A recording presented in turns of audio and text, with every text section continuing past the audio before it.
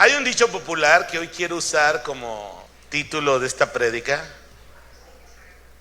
tropezando con la misma piedra.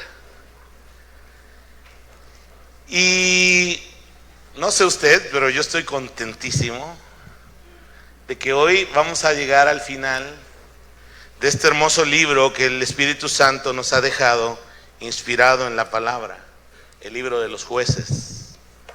Abre tu Biblia en Jueces capítulo 21.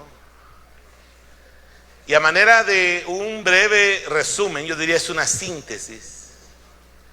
El editor, inspirado por el Espíritu Santo, el editor de Jueces, nos ha dejado ver a través de 20 capítulos la confusión, la anarquía, el caos, la perversión, la violencia, el dolor y la muerte que acompaña a las personas que deciden vivir sin considerar a Dios en sus vidas.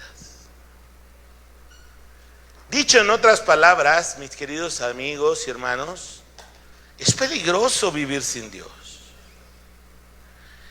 Y todo lo que vemos a través del libro de Jueces y lo que vemos en la realidad cotidiana de nuestro mundo es la prueba del quebranto y la desventura en que viven los seres humanos cuando viven sin considerar a Dios en sus vidas. Hemos visto a través de Jueces que es un gran peligro practicar el sincretismo moral y religioso como lo practicaron ellos. ¿Me pueden seguir con las diapositivas? Cuando la nación de Israel, fíjate bien, en lugar de conquistar y de poder influenciar la tierra con los principios de la palabra de Dios en sus vidas, ya les he mencionado este término, en lugar de ocurrir la hebraización de Canaán, ocurrió la cananización de los hebreos. Y entonces se hizo ese sincretismo moral y religioso. Y eso los llevó a perder su identidad como hijos, como pueblo amado, escogido de Dios. Ese sincretismo los llevó a perder la brújula moral y espiritual. Comenzaron a hacer cosas horribles, atroces. Yo no sé usted, pero yo he quedado sorprendido de cómo el pecado puede llevarnos en una espiral descendente a hacer cosas perversas e inimaginables. Los últimos 3 capítulos de Jueces es como la cereza echada a perder, pero la cereza de esa historia de caos y confusión. Y finalmente, hermanos, el pueblo de Dios, al practicar ese sincretismo, esa mezcla moral y religiosa, perdió el propósito por el cual Dios había escogido a la nación de Israel como su pueblo, como su especial tesoro. Cuando Dios escogió a Israel, quiso hacer un pueblo diferente, con propósitos misionológicos, es decir, que el mundo que no conoce a Dios pudiera mirar en la vida, en la sociedad del pueblo de Israel, la presencia de Dios en sus vidas. Y cuando la presencia de Dios está en la vida de un pueblo, hermanos, ese pueblo está lleno de bendición, está lleno de paz, está lleno de prosperidad. Yo soy santo y quiero que mi pueblo, dijo el Señor, sea santo. Y el propósito de esa santidad es marcar diferencia entre los que sí conocen a Dios y los que no conocen a Dios. Y hermanos, en la iglesia es exactamente lo mismo. Tú y yo somos linaje escogido, real sacerdocio, nación santa, pueblo adquirido por Dios para que anunciemos los aretes, las virtudes de aquel que nos llamó de las tinieblas a su luz admirable. Y entonces el deseo de Dios al habernos llamado en Jesucristo es que tú y yo manifestemos que la presencia y la vida de Dios está en nosotros. Y eso marca una diferencia.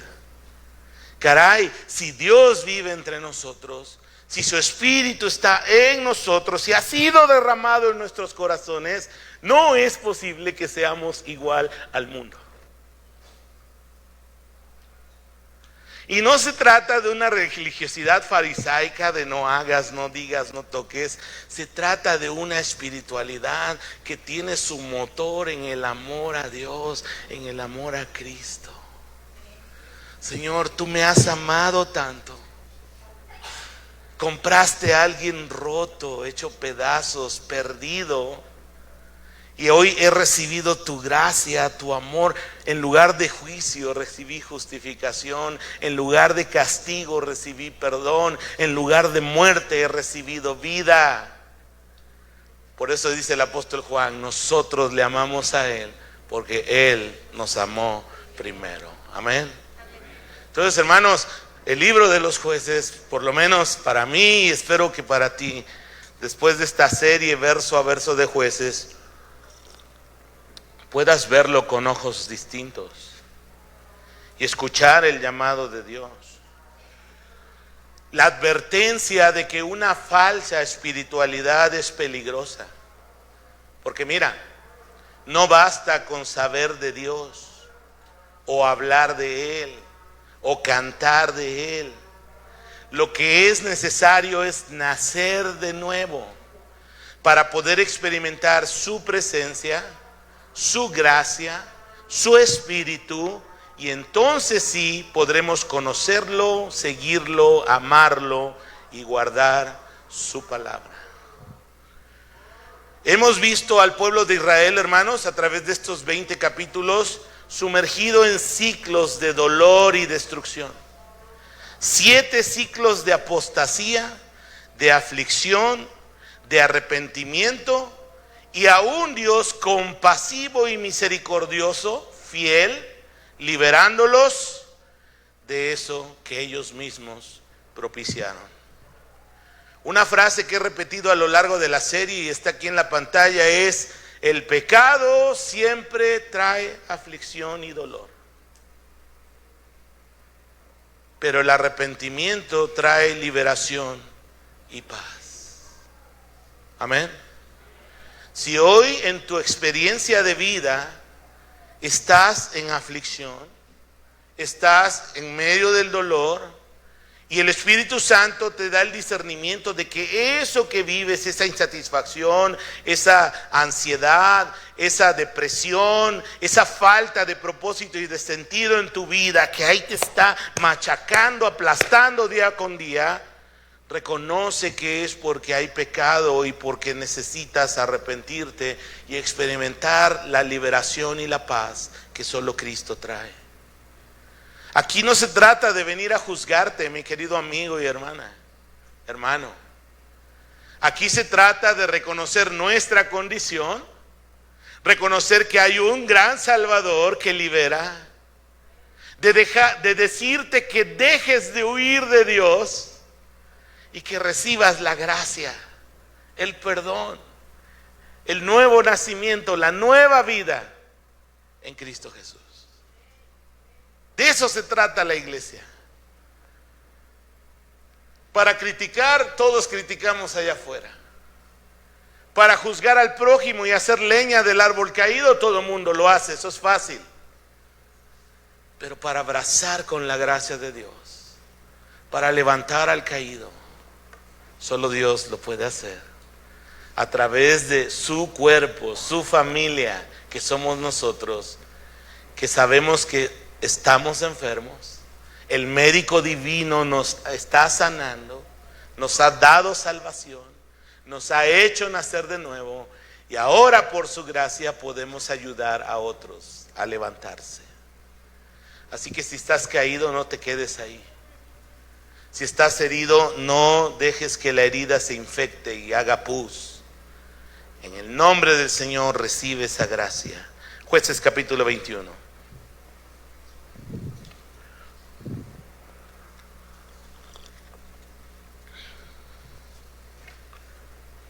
Comercial. Vamos a comenzar una nueva serie verso a verso del libro de Judas en el Nuevo Testamento. Va a ser una serie de 4 semanas Y luego vamos a tener una serie de Navidad. Ya llegó la Navidad, increíble. ¿A poco no le gusta la idea? Un mes de celebraciones para el que Dios que se hizo carne. Amén. Jueces capítulo 21, se acabó el comercial. Bueno, Oscar ya nos platicó la semana pasada el caos, la violencia, la guerra, los excesos. Porque fíjate bien, la vileza que cometieron los benjamitas de Gabá fue algo gacho, feo. Fue una vileza. Pero lo que hizo Israel no se quedó atrás.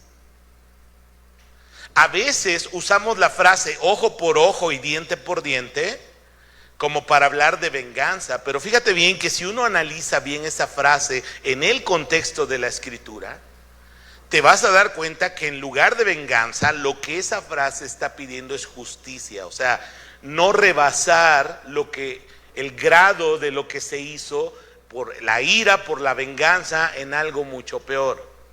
Si alguien tumbó un diente, bueno, se le tumbe un diente, pero no la cabeza, ¿sí me explico? Si alguien sacó un ojo, digo, es una hipérbole, si alguien sacó un ojo, bueno, se le saca un ojo, pero no se le quita la vida. O sea, a veces recibimos esa teología popular y la tergiversamos. Pero el ojo por ojo y diente por diente que está en la ley de Moisés, lo que buscaba era justicia, no venganza. Y lo que vimos en Israel a través del capítulo 20 fue venganza, llena de ira, sin medir consecuencias. Versículo 1, capítulo 21. Los varones de Israel habían jurado en Mizpa diciendo: ninguno de nosotros dará a su hija a los de Benjamín por mujer. Quiero que veas este mapa porque de repente siento que no hace sentido los nombres de lugares bíblicos. ¿Me pueden ayudar con el mapita? Eso. Bueno, ahorita vamos a hacer una ampliación. Este es Israel. Yo creo que la mayoría ha escuchado ahorita de la guerra que hay en la Franja de Gaza. ¿Quiénes creen que son los de la Franja de Gaza? Los filisteos. Increíble, 3000 años después ahí siguen dándose. Aquí es la Franja de Gaza, hermanos.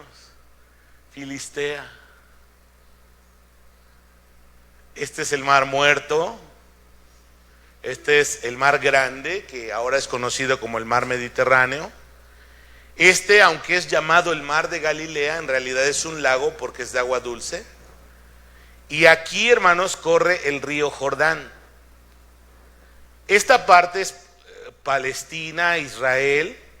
Y esta parte es lo que se conoce como la Cisjordania, del otro lado del Jordán.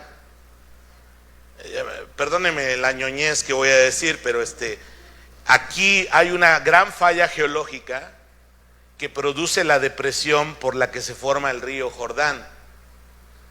El Mar Muerto, fíjate bien, fui a Mexicali la semana pasada y Maggie me estaban ahí espantando que iba a haber un calorón y que 45 grados, gracias a Dios el Señor tuvo misericordia de nosotros y solo hubo 32, 33 grados, no hubo los 40, 42 que dicen que hay.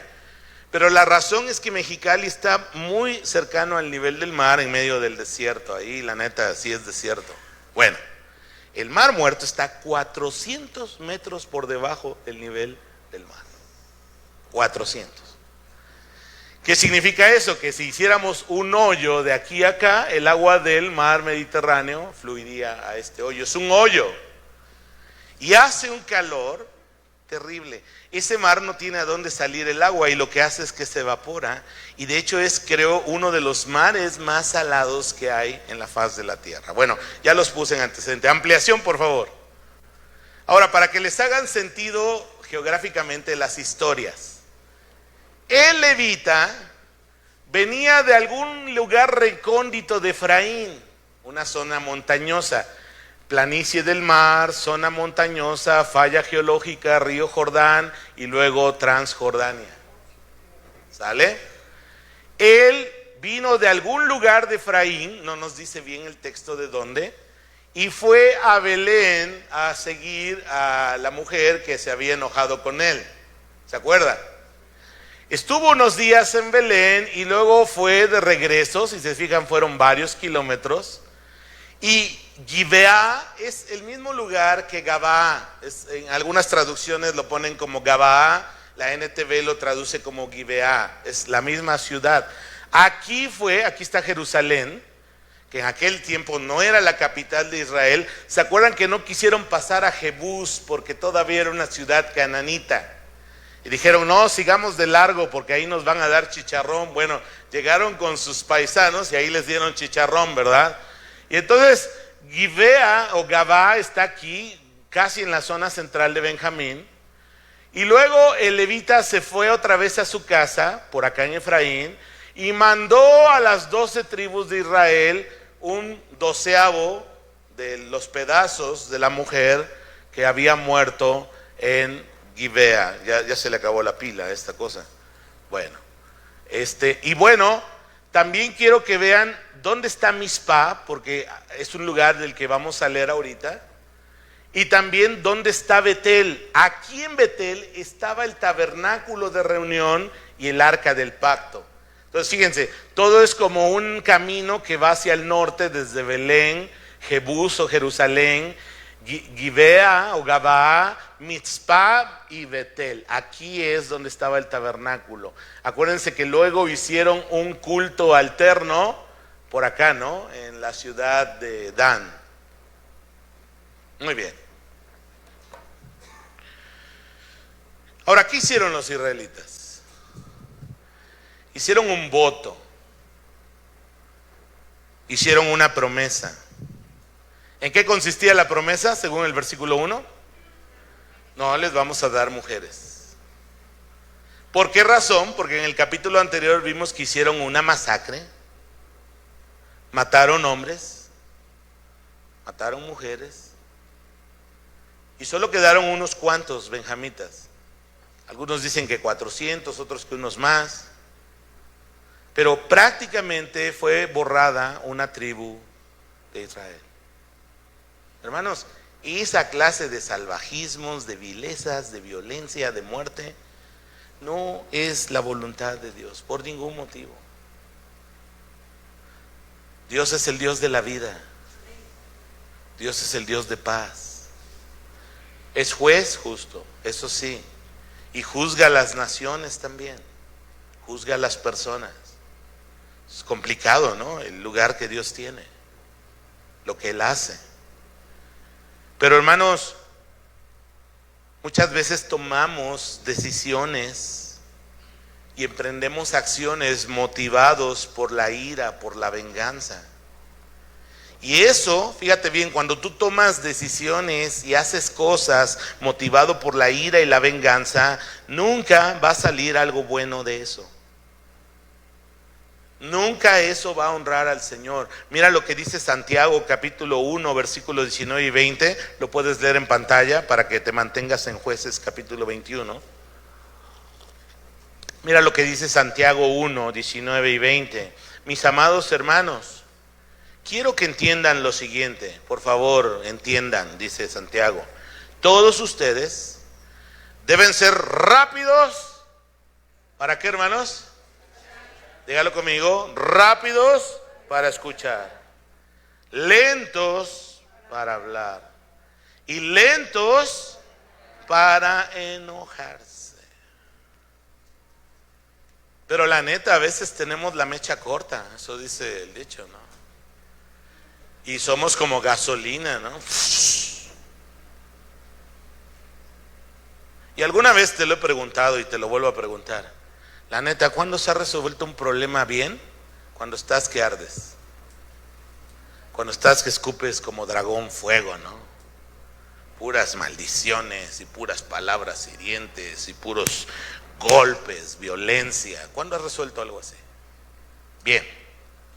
Porque a lo mejor das una golpiza y dices, le di lo que se merecía, ¿no? Y muy envalentonado ahí. Pero no se resuelve el problema. Y aquí la palabra nos dice, fíjate bien, el enojo humano no produce la rectitud que Dios desea.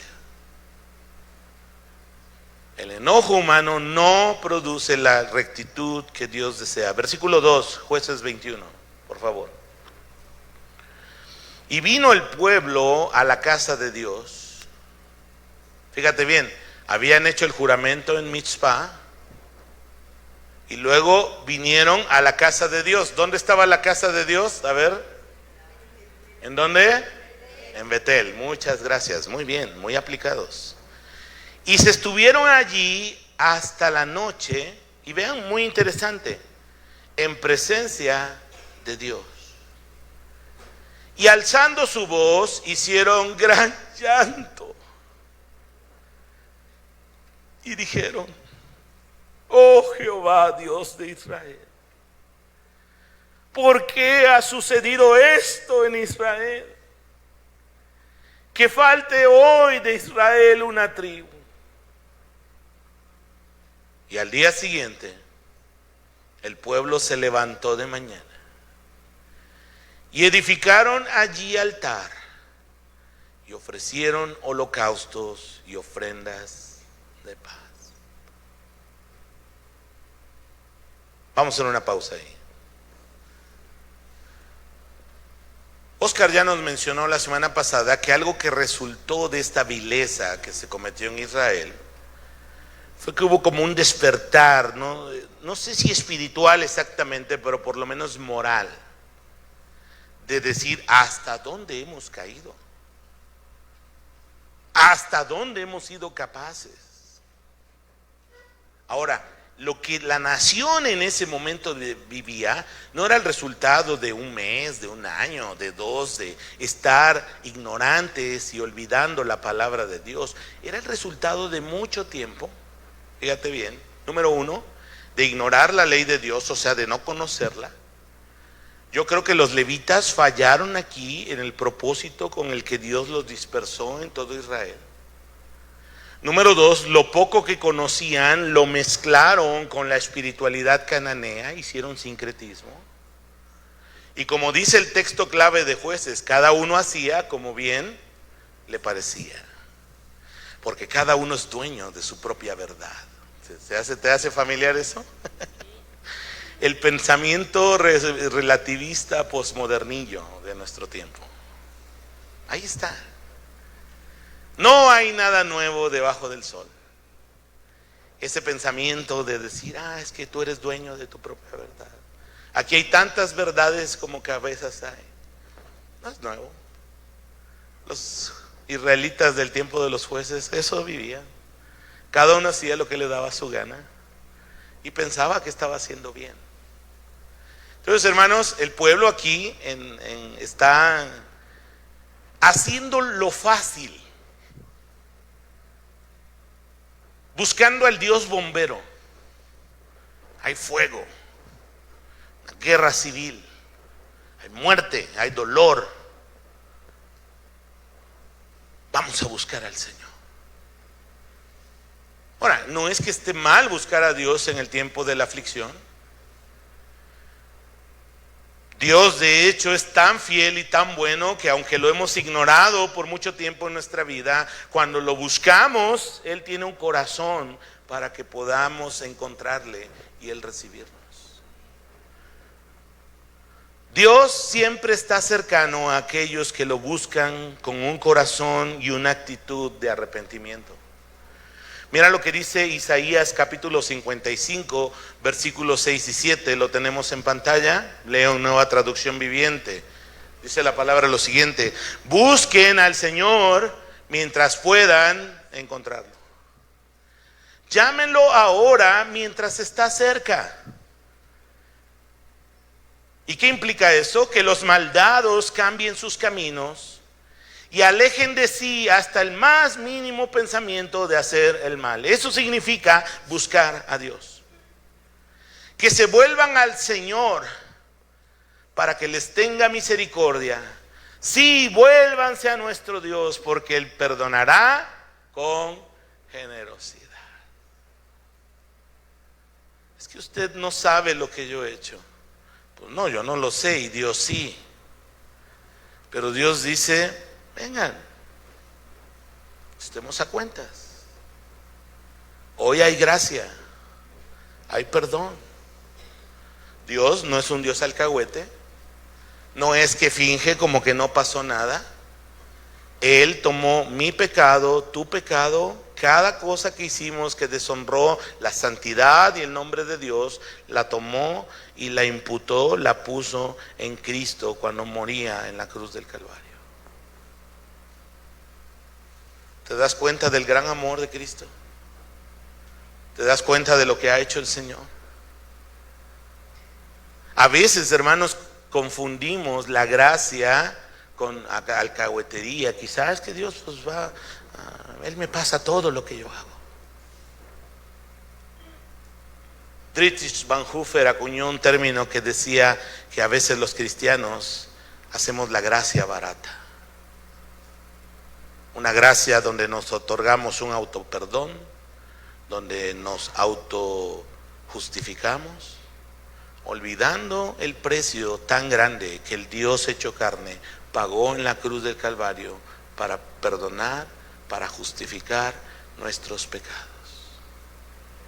No olvidemos la cruz. No dejemos de predicarnos el evangelio a nosotros mismos día a día. Lo que somos, lo que tenemos, lo que seremos, es por lo que nuestro maravilloso Salvador hizo en la cruz. Amén.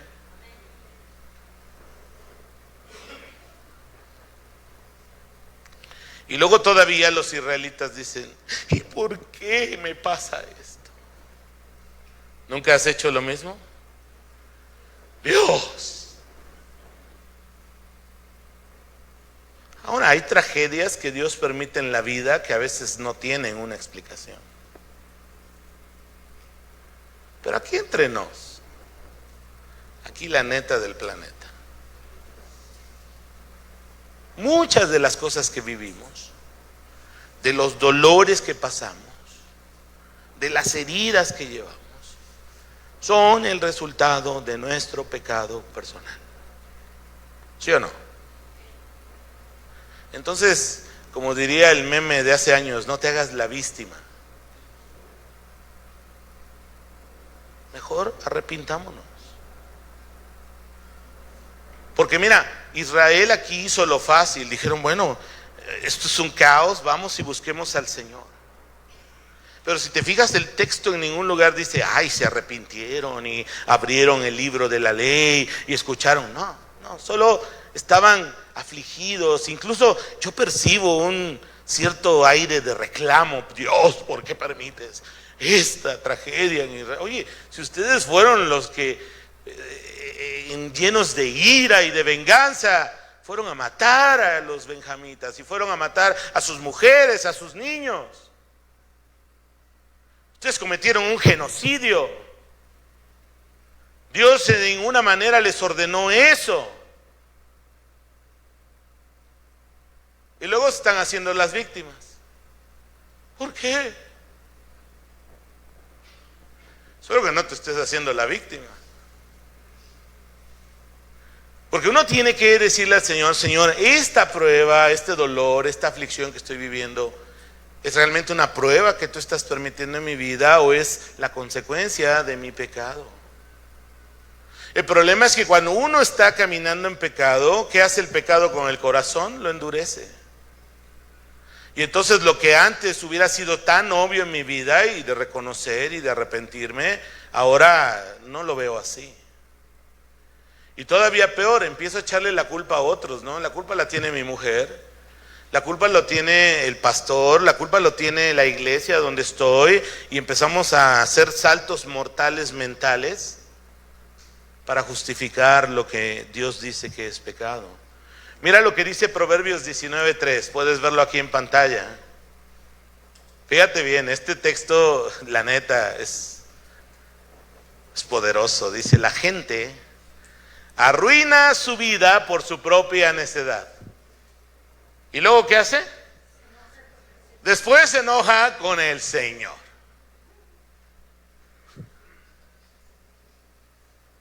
¿Qué tal? ¿Es la verdad o no? La neta sí, yo lo he visto en mi propia vida. Luego hasta se me olvida por qué oro, Dios responde la oración y luego estoy todo enojado. Una vez me pasó así. Estaba yo molesto, Señor, ¿por qué estás permitiendo esto? No te entiendo. Y de repente Dios me recordó, hace 3 meses por un mes oraste por este tema y esta es mi respuesta. Y dije, well, gracias Señor, una respuesta a mi oración. Pero es uno tan necio, tan olvidadizo. Estaba yo molesto, decía yo, Dios, o sea, ¿qué onda? Ya renuncio, aquí está mi... Pero así somos, necios. Y luego arruinamos nuestra vida con un montón de decisiones bien chafas. Y luego todavía es que Dios, estoy enojado con Dios. Es bueno buscar al Señor en tiempos de aflicción, pero solo quedarnos con el tratar de entender por qué ocurren las cosas no nos va a llevar a ningún lugar. La actitud correcta para buscar a Dios en tiempo de aflicción es la que nos dice Santiago en capítulo 4, versículo del 6 al 10. Puedes verlo en pantalla, te lo voy a leer en Nueva Traducción Viviente. Dice Santiago lo siguiente: sin embargo, Él nos da aún más gracia para que hagamos frente a esos malos deseos. Como dicen las Escrituras, Dios se opone ¿a quiénes? A los orgullosos, pero muestra su favor a los humildes. Así que humíllense delante de Dios. Resistan al diablo. Repita conmigo, resistan al diablo y Él huirá de ustedes. Acérquense a Dios y Dios se acercará a ustedes. Ay, es que siento que Dios está lejos de mí. ¿Nunca has dicho eso? Yo lo he dicho. Y así se siente uno. Pero Dios dice, no, yo aquí estoy. Tu corazón es el que está lejos de mí. Tu corazón que ha decidido tener otro Dios ahí adentro. Ahí lo estamos apachando, cuidando. Dios, no te fijes aquí, no. Y miren cómo termina Santiago. Lávense las manos, un símbolo de limpieza espiritual. Pecadores, purifiquen su corazón. ¿Por qué razón? Porque su lealtad está dividida entre ¿quién? Dios y el mundo. Derramen lágrimas, un arrepentimiento verdadero, por lo que han hecho. Que haya lamento y profundo dolor. Que haya llanto en lugar de risa y tristeza en lugar de alegría. Humíllense delante del Señor y Él los levantará con honor. Amén. Hermanos, Dios está en la iglesia obrando para levantar al caído. Levántate.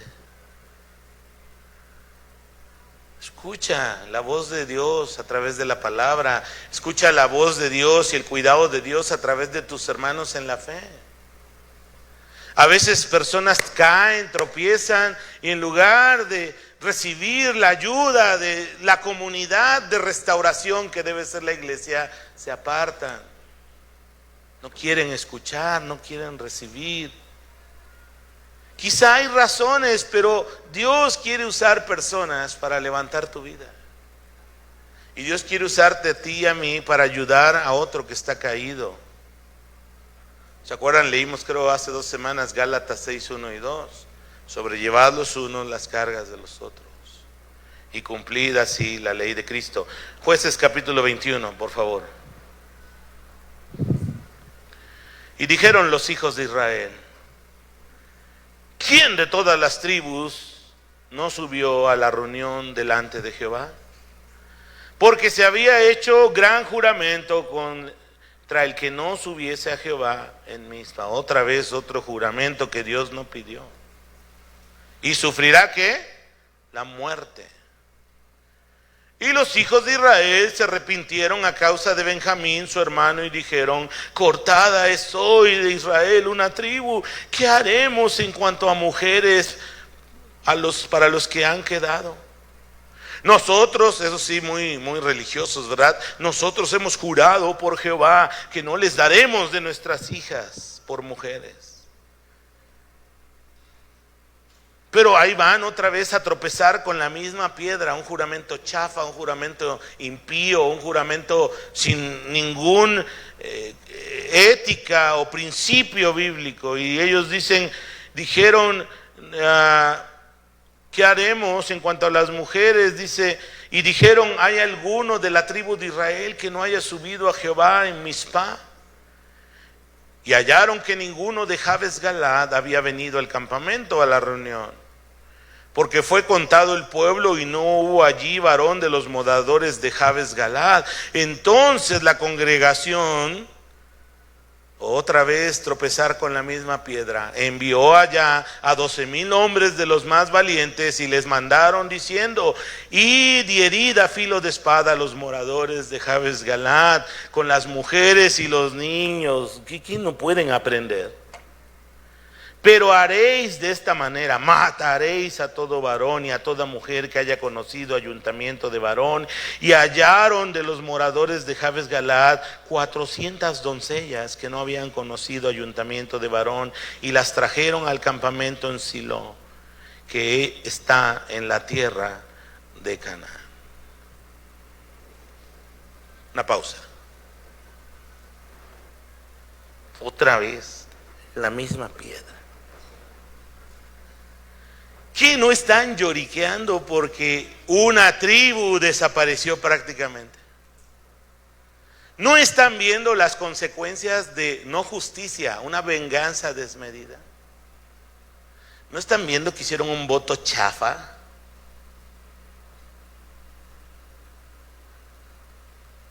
Y otra vez la misma piedra. Ciclos de dolor, ciclos de pecado, ciclos de ignorar la palabra de Dios en nuestra vida, ciclos de recibir las consecuencias. Y otra vez dicen: ¿quién no vino a pelear con nosotros? Vamos a darles chicharrón a todos. Otra vez. Imagínense la escena. Van 12,000 hombres, no sé, Jabes Galad, a lo mejor era un pueblito ahí, no sé, 1,000, 2,000 personas. 12,000 hombres armados para matar hombres, mujeres y niños. ¿Terrible? Pues obviamente. Y por favor no se vaya con la finta, porque el lector crítico de la Biblia: mira, tu Dios del Antiguo Testamento es salvaje. ¿Eso lo ordenó el Señor? Para nada.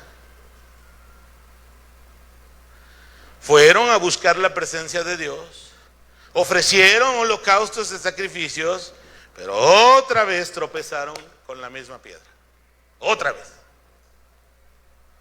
Y hermanos y amigos, así somos nosotros.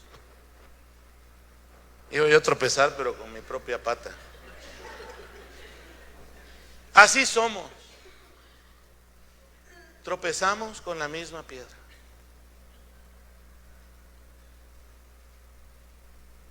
Y en lugar de arrepentirnos, de regresar al Señor, lo que dijo Santiago, ¿no? De buscar limpieza por el Espíritu Santo, por el poder de la sangre de Jesús en nuestras vidas, volvemos a esos ciclos.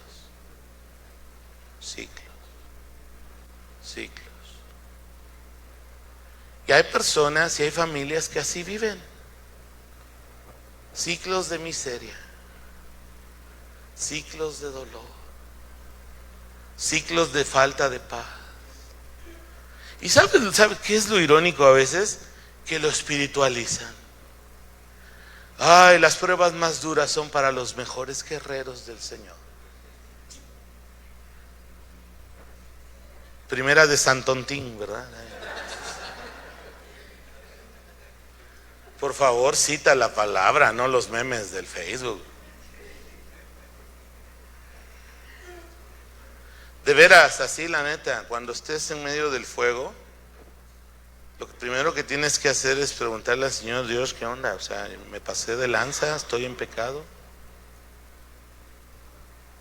Porque Dios al que ama, vimos en predicaciones pasadas, ¿qué hace el Señor? Disciplina. Sí, yo sé que tú no disciplinas a tus hijos, pero Dios a los suyos sí.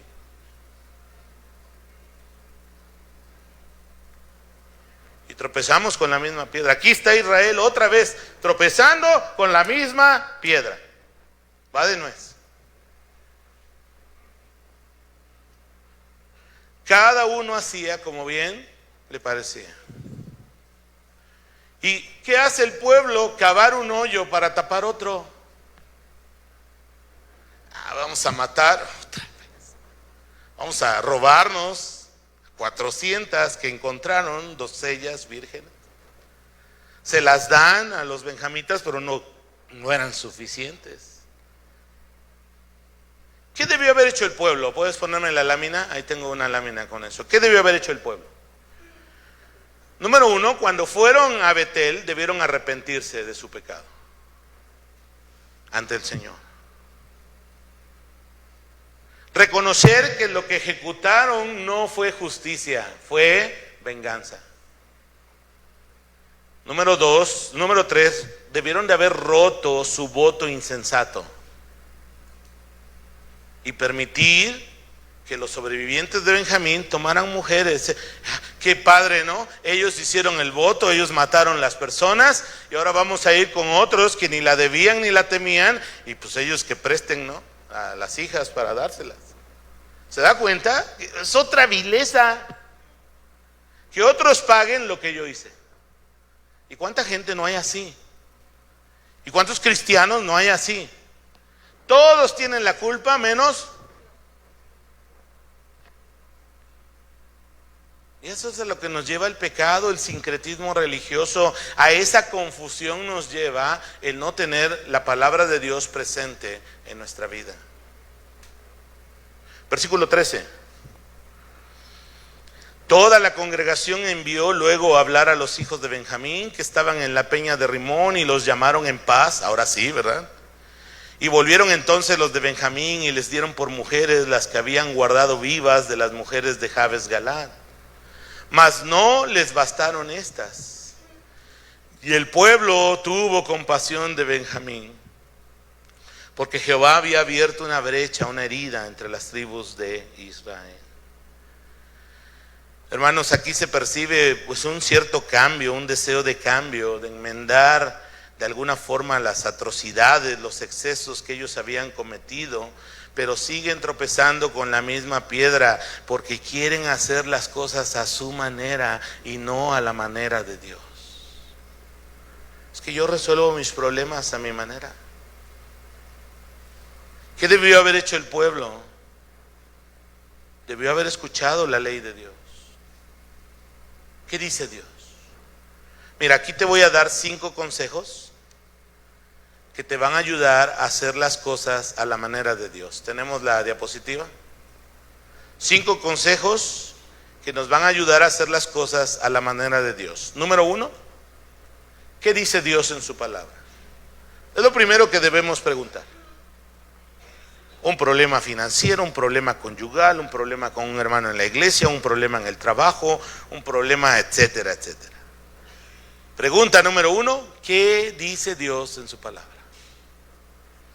Y ahí vas a encontrar casi todas las respuestas.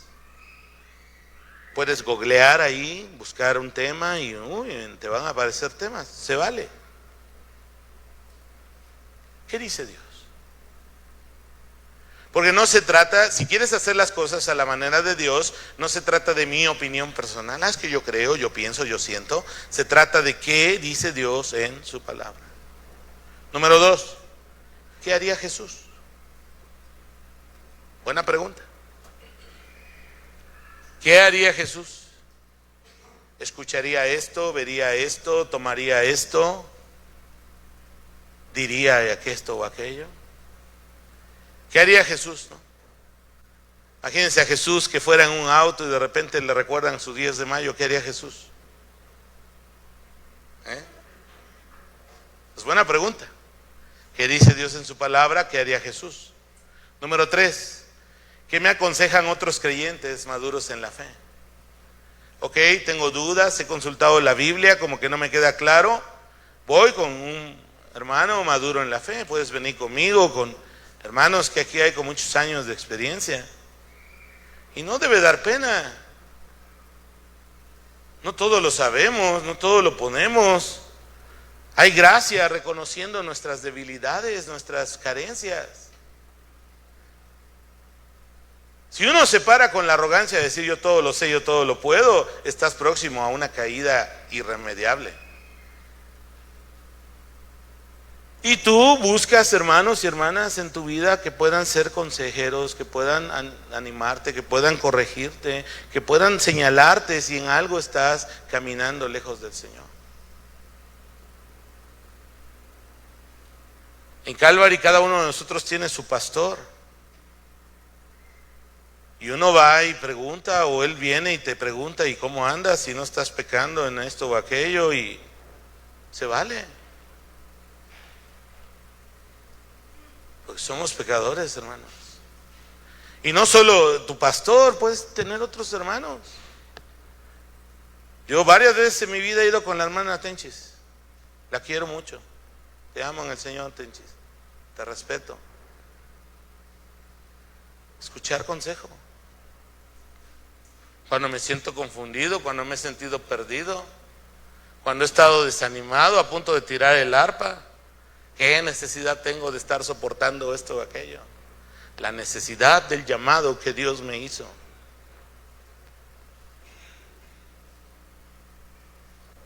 Cuarto, me edifica, me conviene en el sentido de que realmente sea algo provechoso.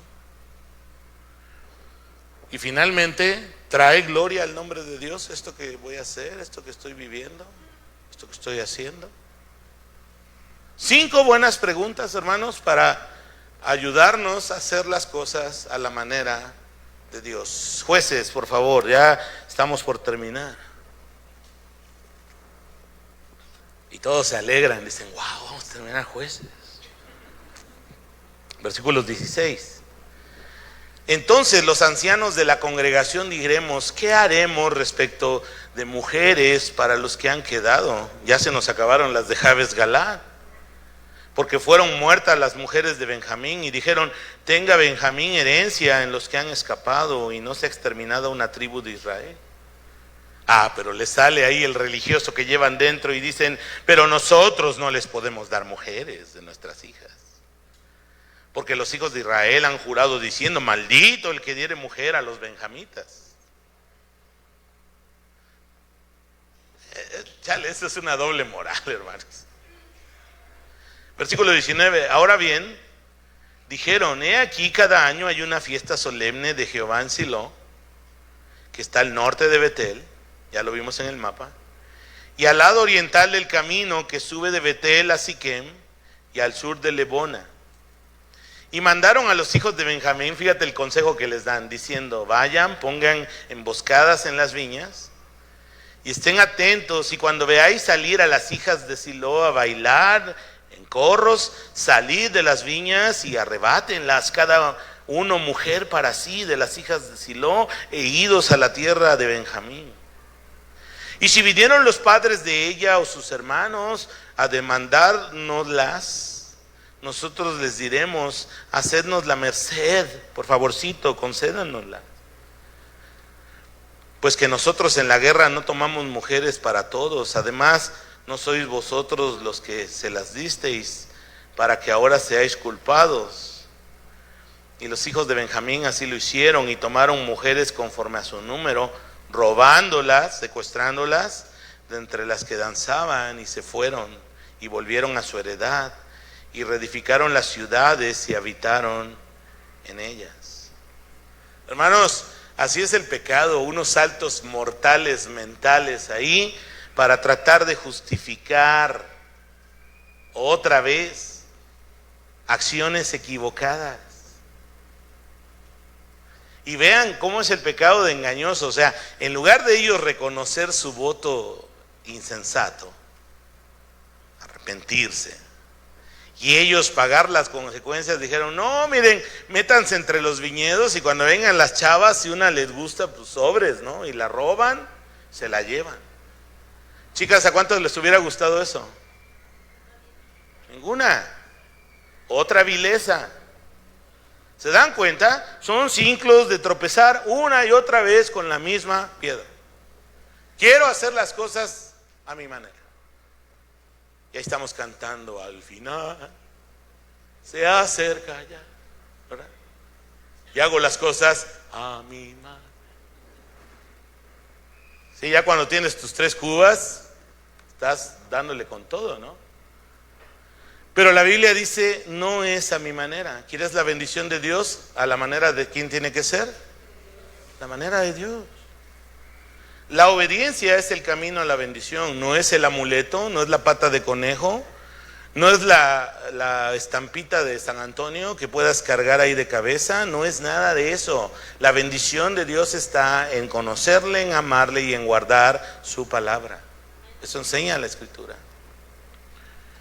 Secuestran mujeres, las toman a la fuerza, eso era otra vileza. Y ellos en su mente dicen, ¿cómo le hacemos? Bueno, aquellos juraron, pero no son ellos los que se las dieron, se las robaron. Y ni hablar, pues se las tienen que conceder. ¿Se da cuenta? O sea, el pecado nos lleva a eso, a hacer esos saltos mortales mentales para justificar lo injustificable. Es que, pues Dios quiere que yo sea feliz. Es que, pues Dios me va a perdonar. Bueno, hay algo de verdad en eso, pero te estás engañando. Versículo 24. Entonces los hijos de Israel se fueron también de allí, cada uno a su tribu y a su familia, saliendo de allí cada uno a su heredad. En estos días no había rey en Israel. Cada uno hacía lo que bien le parecía. No dijo y fueron felices para siempre, ¿verdad? Y así termina Jueces. Y es que, hermanos, escúchame bien. Cuando decidimos vivir sin someter nuestra mente, nuestro corazón y nuestra voluntad al Señor, vamos a hacer exactamente lo que hicieron los israelitas en este tiempo. Vamos a hacer lo que bien nos parece. Vamos a ser llevados por el mar de la confusión, en ciclos de miseria y dolor, haciendo cosas que deshonran a Dios, que nos dañan a nosotros mismos y dañan a los que amamos y que están alrededor de nosotros. Ahora, hermanos, como ya lo dijimos antes durante la reflexión verso a verso, Israel sí tenía un rey. ¿Quién era el rey? Señor. Pero ellos decidieron vivir ignorando constantemente su palabra, rechazando su voluntad. Mira, si tú le has entregado tu vida al Señor, tienes un rey. Jesús es tu rey. Dios es mi rey. Y mi lealtad debe estar para mi Rey celestial. Y ese Rey nos ha dado un código de vida que está en la palabra de Dios, al cual voy a hacer mucho bien si yo me guío a través de él, si con esa palabra el Espíritu Santo rompe cadenas, me libera de mis ataduras y me lleva a hacer lo que es agradable al Señor. ¿Quieres paz? ¿Quieres prosperidad? ¿Quieres bendición? Rompe esos ciclos. Yo sé que en la vida del camino de la fe tenemos nuestras subidas y nuestras bajadas, hermanos, pero Mira, si tienes años, ya no digo meses, años, en un ciclo de dolor, en un ciclo de destrucción, en un ciclo de mediocridad, en un ciclo de frialdad espiritual, en el nombre del Señor te digo, rompe esas cadenas. Ahí está el Señor, el cual será amplio en perdonar. A lo mejor el problema es que en realidad no conoces a Cristo. Sabes de Él, has ido a una iglesia como esta, pero nunca has tomado la decisión personal de hacerle el Salvador y el Señor de tu vida. A lo mejor el problema es simple, pero a la vez no tan simple. A lo mejor no has nacido de nuevo. Porque puedes ser maestro de la ley como Nicodemo, pero no haber nacido de nuevo. Jesucristo le dijo a ese gran maestro, ¿te es necesario? Eso lo vimos en la clase de la semana pasada, te es necesario nacer de nuevo.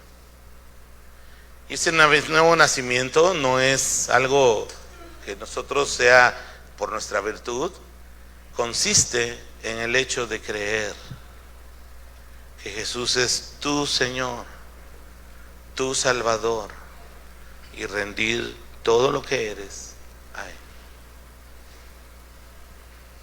Porque a todo aquel que en Él cree, no se pierda, mas tenga vida eterna. Ahora, eso solo tú y Dios lo saben. Yo creo que es un día de decisiones. Romper esos ciclos. No creo que te guste estar en esos ciclos. En el nombre del Señor, rómpelos.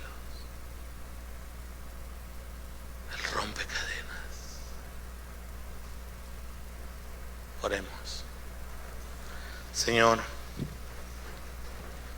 tú conoces los corazones, el mío, el de cada uno de los que estamos aquí.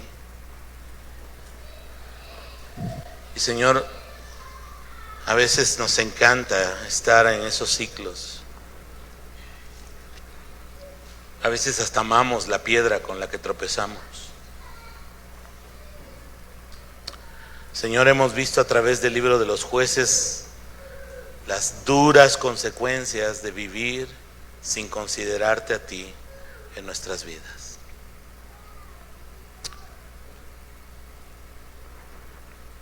Que tu Espíritu, Señor, traiga convicción de pecado, de justicia, de juicio a nuestras vidas. Señor, te pido que tu Espíritu en esta mañana, si hay aquí entre los que estamos aquí alguien que sí te conoce pero está viviendo en el pecado de su vida, hazle volver a tu camino. Hazle romper esos ciclos de miseria y dolor. También, Señor, ruego a tu Espíritu que si alguien aquí está, pero no ha nacido de nuevo, que hoy pueda entregar su vida a Jesús. Creer de todo corazón que Él es Señor y es Salvador de su vida. Y que pueda tener una nueva vida, una experiencia de salvación. En esta mañana, así como estamos, todos con nuestros ojos cerrados, si tú te has dado cuenta que no has nacido de nuevo, que eres religioso pero no has nacido de nuevo, hoy es el día. Ríndete a Cristo. Solo Él puede cambiarte. Solo puede Él hacerte libre. Él es tu Salvador. Él quiere ser tu Señor, tu Rey. Si en esta mañana el Espíritu Santo te ha puesto esta convicción, yo te animo a que puedas hacer estas palabras en tu corazón, decirlas. Señor Jesús, soy un pecador. Estoy perdido. Estoy muerto. Me arrepiento de todo lo que he hecho y ha deshonrado tu nombre. Perdóname. Límpiame. Hazme una nueva persona. Creo que tú eres mi Señor y mi Salvador. Hazme nacer de nuevo. En tu nombre precioso. Amén. Así igual como estamos con los ojos cerrados. Si tú ya eres hijo de Dios, hija de Dios, pero estás atrapado en esos ciclos de dolor y de destrucción, hoy es el día de liberación. Hoy es el día de venir al Señor con un arrepentimiento sincero. Hoy es el día de recibir sanidad, libertad, perdón y el poder del Espíritu Santo para caminar en esa nueva vida. Si el Espíritu Santo en esta mañana a través de su palabra te ha hablado, yo quiero orar por ti, para que renueves ese compromiso de lealtad con Cristo. Que tu corazón no esté dividido entre la lealtad al mundo y la lealtad a Dios. Recuerda que Santiago dice: todo el que quisiere ser amigo del mundo se constituye en enemigo de Dios. Si Dios te ha hablado en esta mañana, así todos con sus ojos cerrados, ponte de pie, quiero orar por ti. Si quieres renovar, ponte de pie. Ponte de pie. Todos con sus ojos cerrados. No se trata de exhibir a nadie, se trata de venir al Señor. Y Padre, tú estás viendo los corazones. Tú estás viendo nuestra profunda necesidad de ti. Reconocemos lo débiles que somos. Reconocemos que necesitamos tanto tu gracia, tu Espíritu. Señor, no queremos vivir en esa confusión. Queremos encontrar el rumbo en Cristo, en tu palabra, porque tú eres nuestro Rey. Y hoy venimos delante de ti para renovar nuestra lealtad, nuestro compromiso a nuestro Rey Celestial. En el nombre de Jesús. Pueden sentarse, hermanos. Amén. Muy bien, voy a pedir a la banda si puede pasar.